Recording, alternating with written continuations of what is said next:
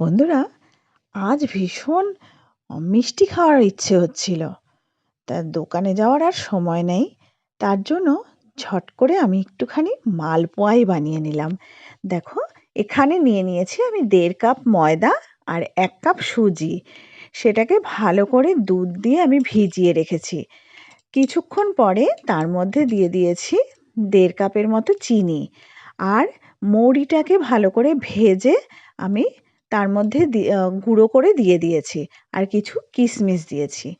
দেখো, এবার এই গোলাটাকে আমি ভালো করে তৈরি করে নিলাম। খুব বেশি পাতলাও করিনি আর খুব ঘনও করিনি।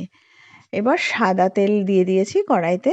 তেল গরম হওয়ার পর আমি একটা একটা করে মালপোয়া তৈরি করে নিয়েছি।